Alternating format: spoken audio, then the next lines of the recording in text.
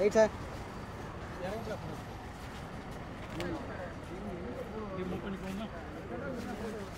பின்னாடி பார்த்துக்கோங்க.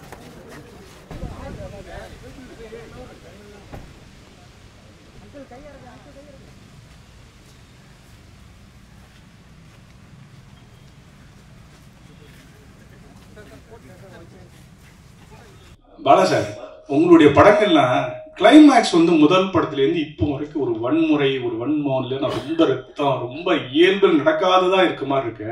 இந்த கோபம் நம்ம யார்கிட்டேருந்து வந்தது? ஏன்னா பாலுமேந்திரா சார் இருந்தீங்க, சார்ட்ட வந்து அந்த மாதிரி பழக்கமே கிடையாது. இது எங்கேருந்து கற்றுக்கிட்டீங்க? இது கற்றுக்கிட்டு வர்றதில்லை, அது தவறான பதிலாக கூட இருக்கலாம், அது ரத்தத்தில் இருக்குது சார். இந்த படத்துடைய ஓப்பனிங் ஆச்சு, ஹீரோ இன்ட்ரடக்ஷன் பண்ணும்போது ஒரு கையில் விநாயகர், ஒரு கையில் பெரியார் இருப்பார். அதை பற்றி சொல்லுங்கள் சார். அது அந்த படத்தோட கிளைமேக்ஸ்க்கான ஒரு குறியீடு தான். கிளைமேக்ஸில் தந்தை இறந்ததுக்கப்புறம் படைத்தவனும் இங்கே கைவிரித்தானேன்னு முடியும். ஸோ ஆரம்பத்தில் என்ன அதுக்கு இதுக்கும் லிங்க் பண்ணுறதுக்காக ஒரு சில குறியீட்டுக்காக அதை வச்சுருக்கு. பாலனா, பொதுவாக வந்து நம்ம தமிழ் சினிமாக்களில் வந்து கன்னியாகுமரி மாவட்டத்தில் போயிட்டு ஏதாவது ஒரு சாங்காவது எடுத்துகிட்டு வந்துடுவாங்க. ஆனால் ரொம்ப நாள் ஆச்சு இப்போது அந்த பக்கம் போய். ஆனால் நீங்கள் முழு படமும் கன்னியாகுமரி மாவட்டத்தில், அதுவும் கன்னியாகுமரியை சுற்றி அந்த களம் எப்படி அதை தேர்ந்தெடுத்தீங்க? அதுக்கு ஏதாவது ஸ்பெசிஃபிக் ரீசன் ஏதாவது இருக்கா? இல்லை, இது வரைக்கும் கன்னியாகுமரின்னு சொல்லி முன்னாடி பழைய படம் ஒன்று வந்திருக்கு, அதுவும் மலையாள படம் நினைக்கிறேன். அதுக்கப்புறம் எதுவுமே எடுக்கப்படல. ஸோ மற்ற களங்கள்லாம் எடுத்துட்டாங்க, திருநெல்வேலி, மதுரை, கோயம்புத்தூர் அது எல்லாமே எடுத்துட்டாங்க. சென்னையில் எல்லாமே முடிஞ்சிருச்சு. அது ஒன்று மாத்திரம் பாக்கி இருக்கே, அந்த அந்த கதைக்களத்தை எடுத்துக்கிறோமேன்ற ஒரு விருப்பம் தான். ஓகே. அண்ட் சுரேஷ் காமாஜி பிரதருக்கு ஒரு கேள்வி. பிரதர், இது வந்து ஒரு ஆத்தென்டிக்கான இது விஷயம் கிடையாது. பட் இருந்தாலும் ஒரு நடிகராக வந்து எல்லாரும் சிம்பு அப்ரோச் பண்ண பயப்படுவாங்க, ஒரு டைரக்டராக வந்து பாலானாவை அப்ரோச் பண்ண பயப்படுவாங்க. ஆனால் நீங்கள் இந்த ரெண்டு பேரையுமே வந்து கரெக்டாக ஹேண்டில் பண்ணி ஒரு பேக் டு பேக் ஹிட் கொடுத்துருக்கீங்க. எப்படி? நிறைய பேர் கேட்ட கேள்வி நிறைய இடத்துல நான் பதில் சொல்லிட்டேன். இப்போ நீங்கள் உங்களுக்கும் சொல்கிறேன், அப்படிலாம் கிடையாது. நம்ம சரியாக இருந்தால் மற்றவங்க சரியாக இருக்கும். அதான் நம்ம முதலே சொல்லிட்டேன். அதாவது ரிலேஷன்ஷிப்ன்றது கண்ணாடி மாதிரி தான். நம்ம சரியாக இருந்தால் மற்றவங்க சரியாக இருப்பாங்க. இப்போ நீங்கள் நம்ம எங்கேயாவது ஒரு இடத்துல தப்பு பண்ணுறோம் போது அதை வந்து அவங்க அட்வான்டேஜ் எடுக்கிறதுக்கு வாய்ப்பு இருக்கும். ஸோ நம்ம சரியாக இருந்தால் எல்லாம் சரியாக இருக்கும். நம்ம அடுத்தவங்களுக்கு வர சொல்கிறத விட நம்ம சரியாக இருக்கணும், அவ்வளோதான். இவங்களை ஹேண்டில் பண்ண முடியும், அவங்கள ஹேண்டில் பண்ண முடியும் அப்படிலாம் கிடையாது. ஹேண்டில் பண்ண முடியாதவங்க, ஹேண்டில் பண்ண முடியும்னு நினைக்கிறவங்க கிட்ட வந்து படைப்பு திறன் இருக்காது, அவ்வளோ ஒரு இது இருக்காது. ஸோ அப்படியே நம்ம பார்க்க வேண்டியது இருக்குல்ல. இப்போ நீங்கள் எல்லாரும் நம்ம ஹேண்டில் பண்ண முடிய ஆட்களை நம்ம சூஸ் பண்ணுறோம்னு வச்சுங்களேன், அவங்களோட திறமை இருக்காது. ஸோ அப்படியும் பார்க்க வேண்டியது இல்லை. ஸோ அதனால் அதெல்லாம் ஒரு இது கிடையாது, நம்ம நடந்துக்கிறதுல தான் இருக்குது. அருணாஜி பிரதர், உங்களுக்கு ஒரு கேள்வி. இப்போ ரீஸ் ஆயிடுச்சு, அவருக்கு நான் நன்றி சொல்லிக்கிறேன். என்னை பற்றி இவ்வளோ பாசிட்டிவாக சொன்ன ப்ரொடியூசர், அவருக்கு மிக்க மிக்க நன்றி. நீங்கள் இப்போ ரீசன்ட் டைம்ஸில் வந்து நிறையா அவங்க கெட்டப் சேஞ்ச் பண்ணிட்டீங்க. ஆனால் இந்த படத்தில் நீங்கள் ஃபிலிம் இண்டஸ்ட்ரியில் இன்ட்ரடியூஸ் ஆகும்போது இருந்த ஒரு அந்த கரல் ஹேர் தாடி வச்சு ஒரு அதான் ஆரம்பத்துக்கே போய் மறுபடியும் புதுசாக ஆரம்பிக்கிற மாதிரியான ஒரு ஃபீல் எனக்கு பர்சனலாக நான் ஃபீல் பண்ணேன். ஏன்னா பாலானாவோட படத்துக்குள்ளே வரும்பொழுது திருப்பி ஒரு வேற ஒரு வெர்ஷனில் வரணும், இல்லை ஒவ்வொரு நடிகர்களும் வர்றாங்க. அந்த மாதிரி நீங்கள் எதாவது ஃபீல் பண்ணீங்களா? அவங்க கேட்டால் எப்படி ஏன் அந்த பழைய இதுக்கு போனீங்க அப்படின்றது? இல்லை, பாலா சார் ஒரு விஷயம் மைண்டில் வச்சுருந்தாங்க, இந்த கதாபாத்திரம் இப்படி இருக்கணும், இப்படி பண்ணணும் அப்படின்ட்டு. ஸோ அதுதான், அது பாலா சாரோட விஷன் தான். ஸோ அதுக்கு தகுந்தாப்புல தான் நம்ம பண்ணோம். எனக்குமே வந்து டோட்டலாக நான் இது வரைக்கும் பண்ண படங்களில் அப்படியே மாறுபட்டு பண்ணது தான் இன்னைக்கு இந்த பேர் கிடைச்சிருக்கு அப்படின்னு நான் நினைக்கிறேன். ஸோ அதுக்கு பாலா சாருக்கு தான் நன்றி. வாழ்த்துக்கள். உங்க படங்கள் எல்லாமே கிட்டத்தட்ட லென்த்தியா இருக்கு அப்படின்னு லென்த்தா இருக்கும், ஆனா கலர் நல்லா இருக்குன்னு சொல்லுவாங்க. இந்த படத்தை பொறுத்தவரைக்கும் ரொம்ப ஷார்ட் அண்ட் சிம்பிளா இருக்குன்னு சொல்றாங்க. அதுக்கு என்ன காரணம்? 2 மணி நேரம் 5 நிமிஷம். மற்ற படம்லாம் 2 மணி நேரம் 2.5 மணி நேரம் இருக்காது. எல்லாமே 2.5 தான் இருக்கும். இது வந்து கதை சொல்லப்பட்ட விதம், குறிப்பாக செகண்ட் ஹாஃப் அது கொஞ்சம் ஃபாஸ்ட்டாக போகும்னா அப்படி காட்சியில் அடுத்தடுத்து அப்படி அமைஞ்சதுனால அது உங்களுக்கு வந்து ரொம்ப சின்ன படம் மாதிரி தெரியுது. அது ஃபாஸ்ட்டாக போகிறதுனால அது உங்களுக்கு தெரியுது. சார் இங்கே சார் வாழ்த்துக்கள் முதல்ல படத்துக்கு. இந்த ஸ்டோரி வந்து ரியல் இன்ஸ்பிரேஷனா சார்? ஏதாவது நீங்கள் பார்த்ததா இல்லை பேப்பரில் மாதிரி வந்து தகவல் அடிப்படையிலையா? அப்புறம் பர்டிகுலராக ஹீரோவுக்கு அந்த மாதிரி டெஃபரெண்ட் அப்போ வச்சதுக்கான காரணம் என்ன சார்? அந்த இன்சிடெண்ட் வந்து ரியலாக நடந்தது. சென்னையில் தான். ஆனால் நான் அந்த ஸ்கூல் பேர் சொல்ல முடியாது. அந்த பிளைண்ட் ஸ்கூல், ஒரு பிளைண்ட் ஸ்கூல். ஒரு அடுத்து என்ன கேட்டீங்க? பேச வைக்காத ஒரு ரோல் கொடுத்துருக்கீங்க. அவருக்கு வந்து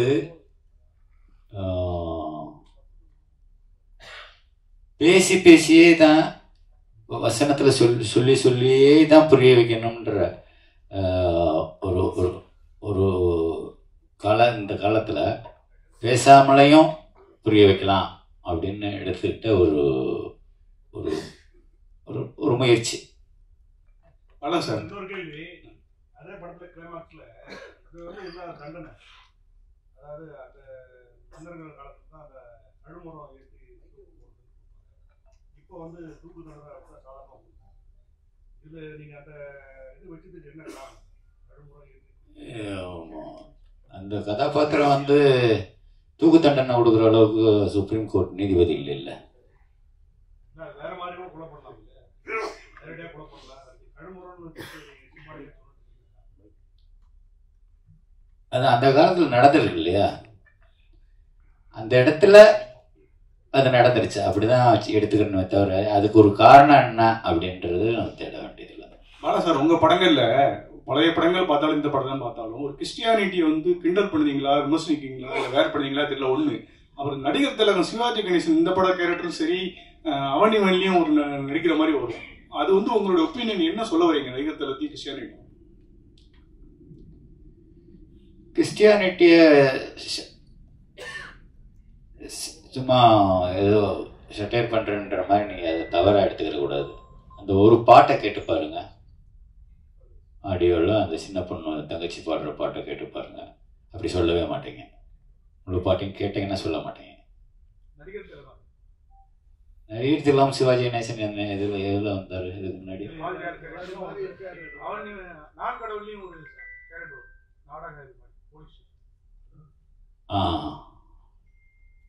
இல்லை, ஒருவேளை அவரை எனக்கு ரொம்ப பிடிக்கும்ன்றதுனால அவரை கொண்டு வரணும் என்னமோ தெரியல. டைரக்டர் சார் கடுமையான தண்டனைகள் வேணும், இங்கே தான் கடுமையான தண்டனைகள் வேணும் அப்படின்னு நினைக்கிறீங்களா? ஏன்னா அரபு கண்ட்ரில இந்த மாதிரி தண்டனை இருக்குது, அது மாதிரி இந்த படத்தில் சொல்லியிருக்கீங்க. இதை விட கடுமையான தண்டனை கொடுக்கணும் அப்படிங்கிறது தான் என்னோட ஆசை.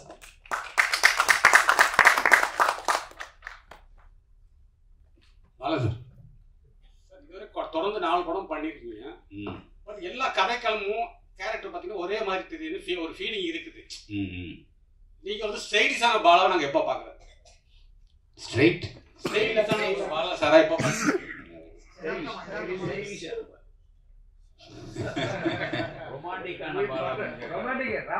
மணிரத்னம் சார் மாதிரி,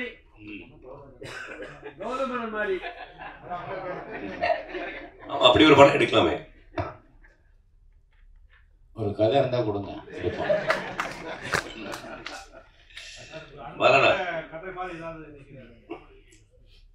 இல்லை இல்லை இல்லை, இதில் தான் நான் முழுமையாக இருக்கேன்.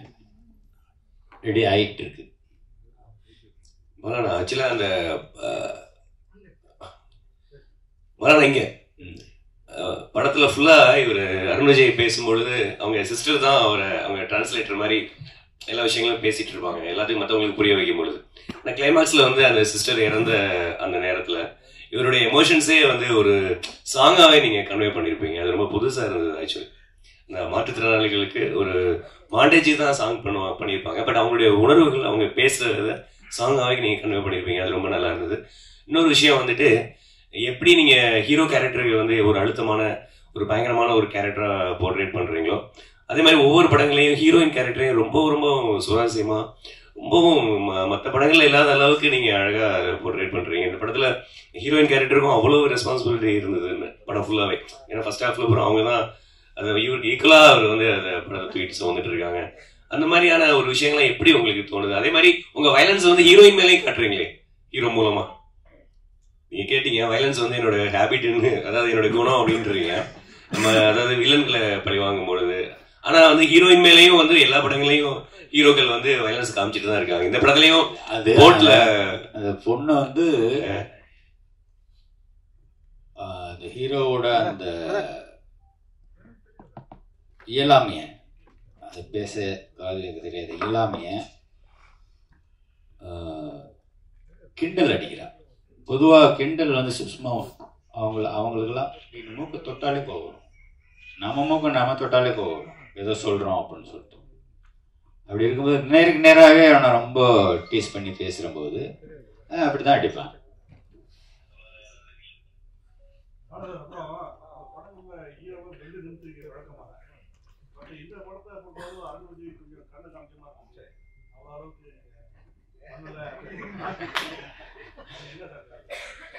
இல்லை இல்லை, தனிப்பட்ட கருணை எல்லாம் ஒன்றும் கிடையாது.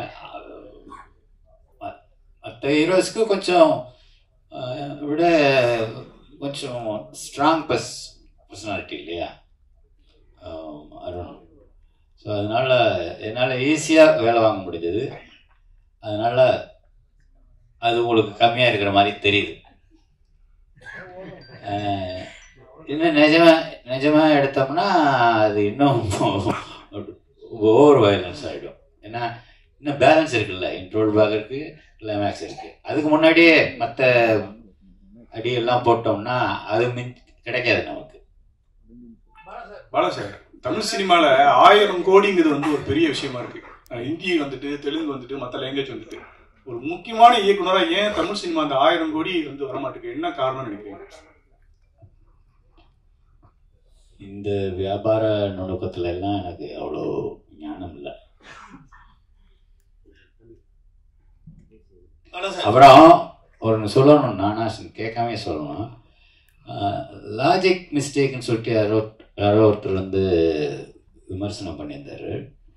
அதில் என்னென்னா, எப்படி ஜெயிலில் ரொம்ப சர்வசாதாரணமாக 2 பொண்ணுங்களும் ஒரு ஃபாதரும் போய் பார்க்குறாங்க, அது வாய்ப்பே இல்லையே அப்படின்னு சொல்லிட்டு. அது ஜெயில் இல்லை, அது முன்னாடி உள்ள கோர்ட் சீனில் பேசுகிறபோது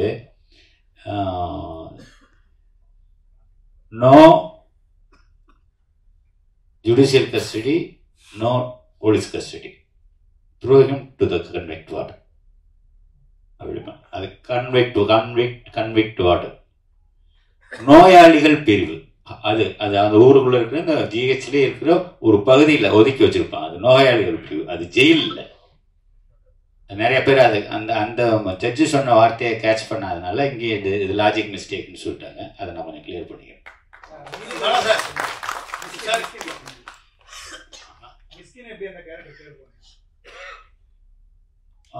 மிஸ்கின் எனக்கு இந்த ஓனாய் மாட்டுக்குட்டியிலேருந்து எனக்கு அந்த அந்த இதில் பரியல் கிரவுண்டில் ஒரு மெழுகு மத்தனை ஏற்றி வச்சுட்டு பேசுகிற ஒரு லெங்க்தி ஷாட்டு, ஒரே ஷாட்டில் ஒரே டேக், அப்போ இருந்தே நான் ரொம்ப கூட சேர்ந்து படம் பண்ணிடணும் அப்படின்னு எனக்கு ரொம்ப ஆர்வமாக இருந்தேன். அது இந்த படத்தில் நிறைவேறி. அதான் சார், இப்போ அருண் வந்து இந்த படத்தில் சிரமப்பட்டு நடிச்சு படம் சக்ஸஸ் ஆகிருக்கு, பேசப்பட்டிருக்கு. இதே நிலையில் வந்து சூர்யா நடிச்சிருந்தா இன்னும் எதிர்பார்ப்புகள் உங்களுக்கு கூடி இருக்குன்னு நினைக்கிறீங்களா? அந்த படம் பெரிய ஹிட் ஆயிருக்குன்னு நினைக்கிறீங்களா?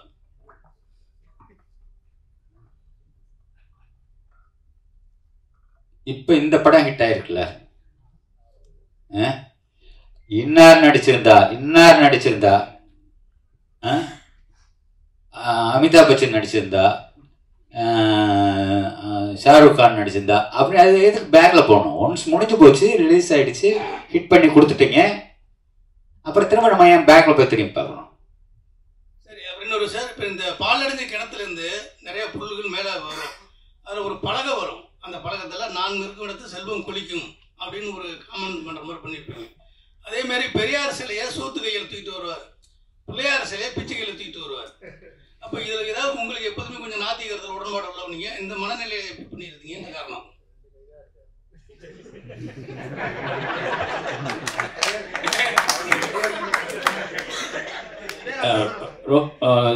சோத்து கை நொட்டாங்கைன்னு சொல்லி ரொம்ப திங்க் பண்ண வேண்டாம்.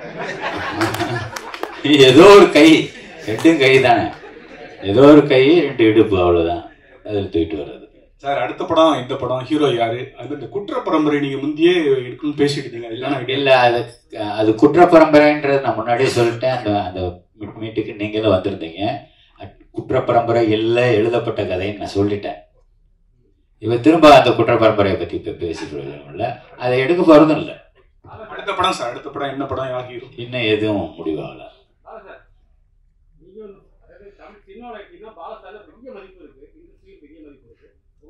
ஹீரோவும் மிகப்பெரிய ஹீரோ ஆகிடுறாங்க. ஆனால் 2வது தடவை உங்கள்கிட்ட நீங்க கேட்டீங்கன்னா, காட்டு கேட்டீங்கன்னா நிறைய எழுதி கொடுத்தாங்க, உங்களுக்கு வரமாட்டாங்க. என்ன காரணம்? நீங்க அப்படி பயமுறுத்தி என்ன பார்த்தா அவ்வளவு பயமா இருக்கு? இல்ல பொதுவாகவே எல்லாரும் கேட்குற கேள்வி, கோக்காரு பட்டுன்னு பேசிடுவார், அது இதுன்னு. அப்படி ஏதாவது நடந்திருக்கா அப்படின்னு சொல்லி சுரேஷ் காமாட்சிட்ட கேளுங்க, இல்லை அருண் விஜய்கிட்ட கேளுங்க, இல்லை படத்தில் நடிச்ச யார்கிட்ட வேணாலும் கேளுங்க. என்னைக்காவது ஒரு நாள் முகம் சுண்டிருக்கணும் நான் கூட கேட்டுப்பாரு. அது அவங்களே சொல்லட்டும். பதில்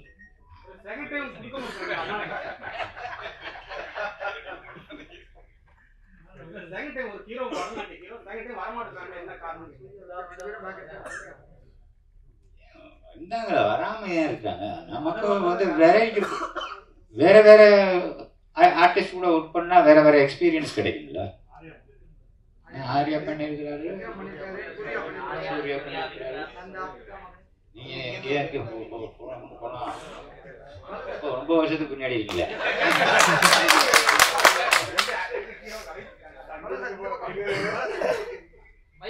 அருண் விஜய் சார், நான் ஒரு கேள்வி கேட்கிறேன்.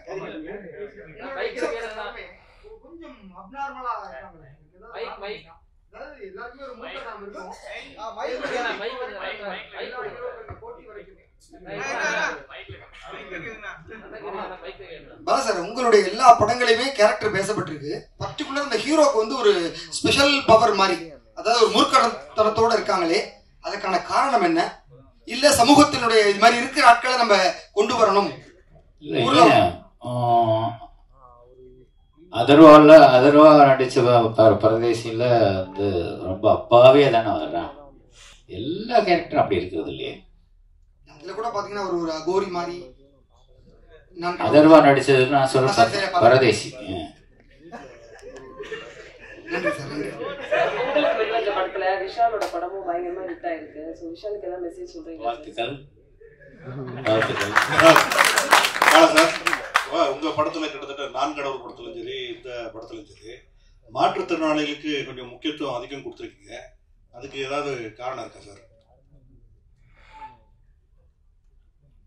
அவங்களோட உலகத்தை காமிக்கணும்ல.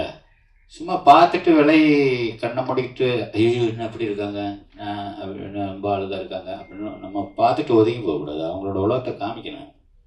அவங்களுக்குள்ள தான் நம்ம வாழ்கிறாங்க, நமக்குள்ளே தானே அவங்களும் வாழ்கிறாங்க, நம்மளை நம்பி தானே அவங்களும் வாழ்கிறாங்க. ஸோ அது காமிக்க வேண்டியது நம்மளோட கடமை தானே. சார், விஷாலுக்கு உடம்பு சரியில்லை அப்படின்னு சொல்லி யூடியூப்லாம் ரொம்ப இது வரும்போது நிறைய பேர் வந்து உங்களை குற்றம் சாட்டினாங்க. நீங்க இந்த அவனிவன்ல இந்த கண் இது பண்ணனாலதான் இவ்வளவு பிரச்சனைக்கு காரணம், பாலா சார் தொடங்கி வச்சதுதான் அவர் இந்த அளவுக்கு உடல்நிலை கெடுத்திருக்குங்க. அதுக்கு என்ன பதில் சொல்லுவாங்க? இது நான் என்ன பதில் சொல்றது? டாக்டர் சர்டிஃபிகேட் வேணா வாங்கி கொடுக்கலாம். அது எப்படி கண்ணை யாரோ என்கிட்ட சொன்னாங்கப்பா, நான் பார்க்கல, கண்ணை வச்சு பிடிச்சி தச்சிட்டேன் அப்படின்னு. அது எப்படியா கண்ணை பிடிச்சி தைக்க முடியும்? அதெல்லாம் வந்து அவங்களுக்கு தோன்றதை பேசுறாங்க, அதெல்லாம் நம்ம கண்டுக்க வேண்டியது.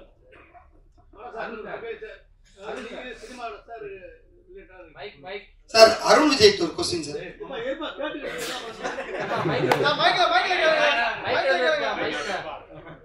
சார், இப்போ நீங்கள் சினிமாவில் ரொம்ப நாளாக இருக்கீங்க, முற்போக்கான சிந்தனையும் உள்ளவர். அதே மாதிரி சீமானும் சினிமாவில் இருக்காரு, அவரும் ஒரு முற்போக்கான சிந்தனையாளர். இப்போ சமீப காலமாக பெரியாரை பற்றி ஒரு அவதூறு கருத்து பரப்பிட்டு நிறைய இடத்துல ஒரு பரபரப்பாக கருத்துன்னு போயிட்டு இருக்கு. அதுக்கு உங்களுடைய கருத்து என்ன அப்படின்னா என்ன நினைக்கிறீங்க பற்றி? மனுஷன் சரியா? அவர் என்ன சொன்னாருன்னு இப்போ வரைக்கும் எனக்கு தெரியாது. நைட்டு கூட அவர்கிட்ட பேசும்போது கூட அது என்னன்னே சொன்னீங்கன்னு நானும் கேட்கல. அவரும் அதை பற்றி எதுவுமே என்கிட்ட அப்படி அந்த அரசியல் பேச மாட்டார் என் கூட. என்கிட்ட பேசும்போது தம்பிங்கிற உறவு மட்டும்தானே தவிர அரசியல் எனக்கு அவருக்கும் எந்த விதமான தொடர்பு இல்லை. பாலு சார், நீங்கள் எல்லாருமே பாலுமகேந்திரா சாரோட சிஷ்யர்கள், எல்லாருமே நல்ல நிலைமையில் இருக்கீங்க. நீங்கள் சீமான் சார், ராம் சார், வெற்றிமாறன், சுகா குரூப், உங்கள் குருநாதர் பேரில் சென்னையில் ஒரு நினைவு சின்னம், ஒரு சிலை, ஒரு தெரு, ஒரு விருது எதுவுமே கிடையாது. சிஷ்யர்கள் நல்ல நிலைமையில் இருக்கும்போது ஏன் குருநாதர் மறந்தீங்க?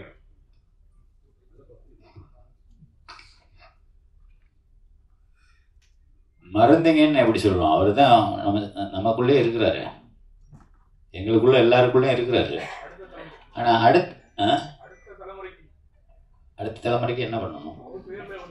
தெரு பேர் வைக்கலாம், ஒரு சிலை வைக்கலாம்னு சொல்ல வர்றாரு. அது அரசாங்க முடிவெடுக்க வேண்டியது. நம்மளே ஒரு தெரு உருவாக்கி நம்மளே பேர் வச்சோம்னா விடுவாங்களா? அதனால முறைப்படி தான் செய்யணும். சார், அருண் விஜய்கிட்ட ஒரு கேள்வி. அருண் விஜய் சார், ரொம்ப நாள் நீங்கள் எதிர்பார்த்துட்டு இருந்த ஒரு விஷயம் பாலா சாரோட பண்ணணும் அப்படின்னு, அது அமைஞ்சது. என்ன விஷயத்த கற்றுக்கிட்டீங்க பாலா சார்ட்டு? இந்த அனுபவம் எப்படி இருந்தது? ஒரு மறக்க முடியாத அனுபவம். ஒவ்வொரு விஷயமும் எனக்கு வந்து இதில் அவ்வளோ விஷயங்கள் கற்றுக்கிட்டேன். ஒரு கதாபாத்திரத்தோட ஆழத்தை புரிஞ்சுக்கிறது எப்படி அப்படின்ற ஒரு விஷயம் பாலா சார்ட்டு அது ஒரு விஷயம் கற்றுக்கிட்டேன். அதான் எனக்குள்ளே இருக்கிறத இது என்னால் பண்ண முடியும் அப்படின்னு என் மேலே எனக்கு நம்பிக்கை கொடுத்தது Bala sir. So I think அதுக்கு நான் ரொம்ப நன்றிகள் பாலா சாருக்கு இந்த நேரத்தில். ஸோ எவ்ரிதிங் இன்னைக்கு எல்லாரும் அப்லாட் பண்ணுறாங்க, எல்லாருமே சொல்கிறாங்கன்னா அது பாலா சார் எனக்குள்ளே இருக்குது அப்படின்னு சொல்லிட்டு அதை வெளியில் கொண்டு வந்தார். So thank you so much Bala sir.